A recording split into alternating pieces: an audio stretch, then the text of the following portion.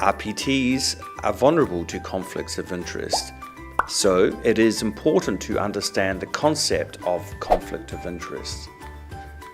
Conflict of interest may be defined as the act of pursuing the interests of particular firms or individuals at the expense of the interests of others.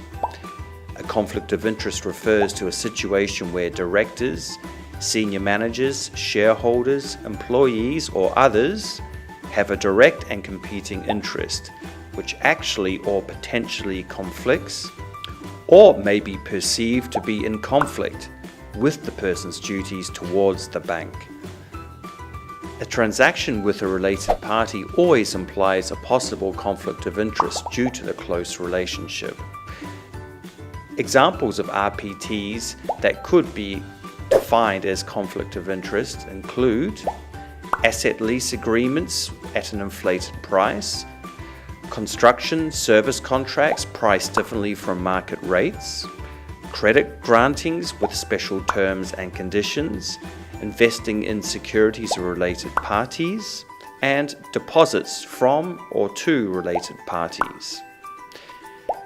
Let's look at a real example of a retail bank owned by Rebar Group in Taiwan. The Taiwanese bank was owned by Rebar Group.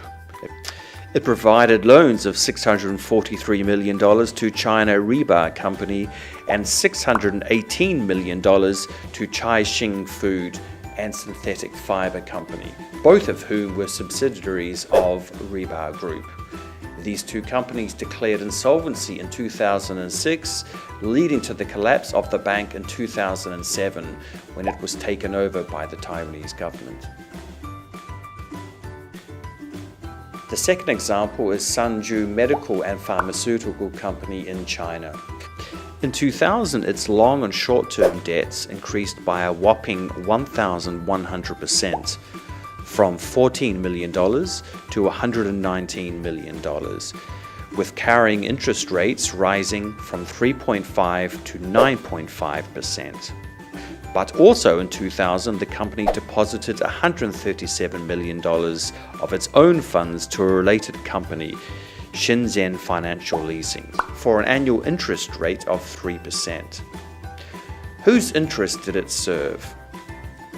This was not a well thought out decision. Think about it. Whose interest did it serve? Definitely not its shareholders.